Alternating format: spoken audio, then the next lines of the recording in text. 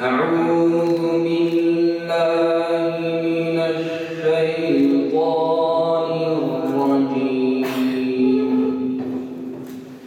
بسم الله الرحمن الرحيم.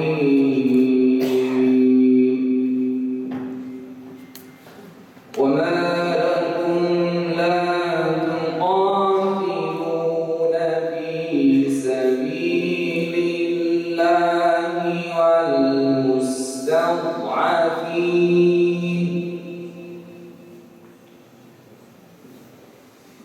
وما لكم لا تقاتلون في سبيل الله والمستضعفين من الرجال والنساء.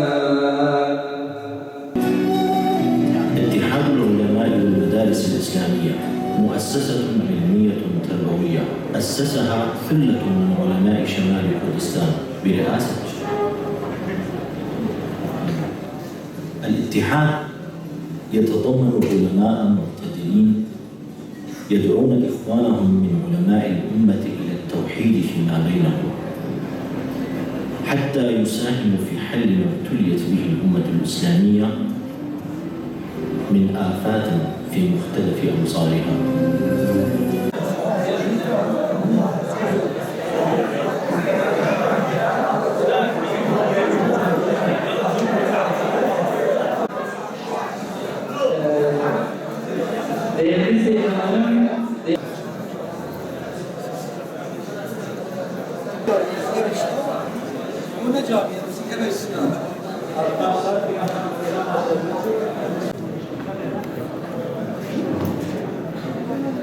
يقول الله تعالى في كتابه الكريم: وما المستضعفين من الرجال والنساء والولدان الذين يقولون ربنا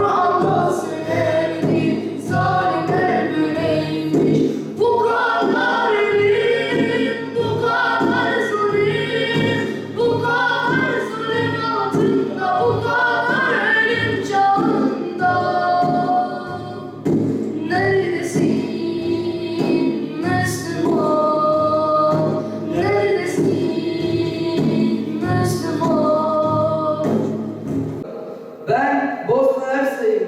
Dinim yozlaştırılınca ben zulme uğradım. Ben Arakan'ım. Myanmar ordusu topraklarında vahşice katliamlar gerçekleştirdiğinde ben zulme uğradım. Ben Arakan'ım. Dinim elimden alınınca, geleceğim karartılınca ben zulme uğradım. Ben Filistin'im. Siyonistler topraklarımı işgal ettiğinde ben zulme uğradım. Ben Filistin'im. Şeyhim Ahmet Yasin garantisi gibi nice dava erleri şehit edildiğinde ben zulme uğradım. Ben Filistin'im. Azgınlaşan Siyonistler postallarıyla Aksa'ya girip ezan yasaklayınca ben zulme uğradım. Ben Kürdistan'ım. Emperyalistler sınırlarını parçaladığında ben zulme uğradım. Ben Kürdistan'ım. Halepçe'de zehirli gazlarla halkın zehirlenip katledilince ben zulme uğradım. Bugün ümmet komple bir mustazaf hayatı yaşıyor. Çünkü ümmetin başı yok, başı. Bir imamı yok. Bir rehberi yok. Kendi içinden bu kadar Müslüman var. İslam'ın gelişinden bugüne kadar hiçbir zaman Müslümanların sayısı bu kadar kabarık olmamıştır.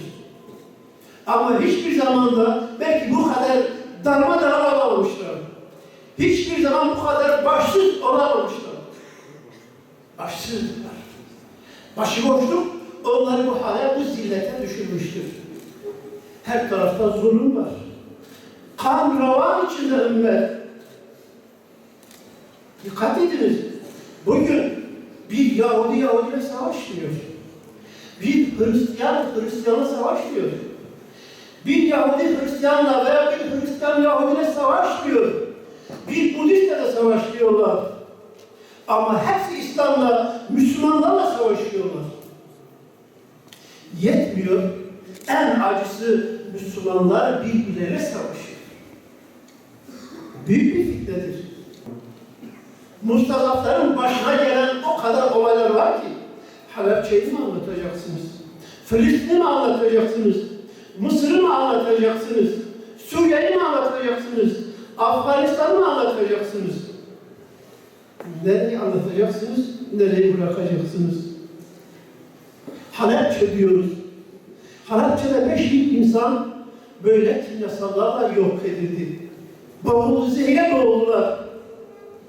Mısır'da siyasi yolla seçimle iş başına gelen Üstad Muhammed Sayın anlattığı gibi %90 üstünde bir alacak bir ezici çoğunlukla iktidara gelen bir yönetimi aşağı ettiler.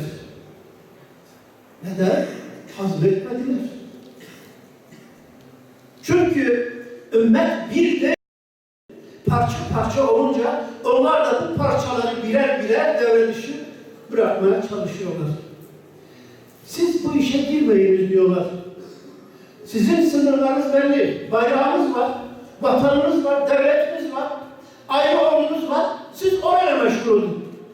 Yani bir binanın içinde sadece bir odadan sorumlusunuz, binanın evin her tarafından sorumlu değilsiniz.